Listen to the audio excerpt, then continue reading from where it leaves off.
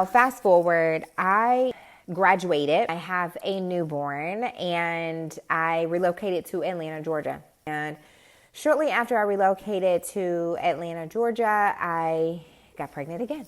This time, my pregnancy was really good for the most part. I didn't have any complications. I wasn't necessarily in crisis. I was definitely in transition. But transition meaning the stock market crashed, housing market crashed. I had no home and had to move in with family that lived in Atlanta, Georgia. And so that was like super stressful, living in one room, not one bedroom, one room with my husband at the time and my 2-year-old.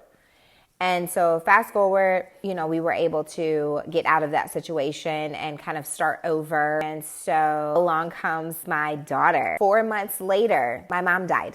I remember my mother calling me to come home for the holidays. I had my daughter in October. This was my second born kid. This was my second born child. And my mom had called, wanted me to come home for Christmas. And I was like, Mom, I got things to do. Like, I'm just trying to figure out my life right now. I've got 2 small kids. I just had a baby, and that is probably one of the biggest regrets that I have. My mother passed away a few months later, actually a couple months later. It wasn't even a few, it was like 2 months later. She had been battling cervical cancer for years. She then was in remission, and then she had cancer, and then she was in remission. And so I believe that I had normalized her just getting better. But she always got better. She always was looking on the more positive side of things. She was a realist. Don't get me wrong.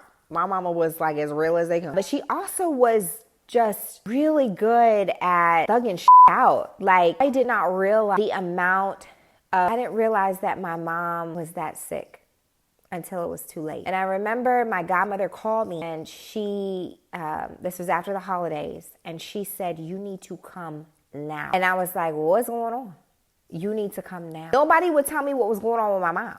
They just told me that I needed to come. So I was just kind of like, what is going on? And she stopped me in my tracks, and she was like, if you don't come now, you're not going to be able to see your mom anymore.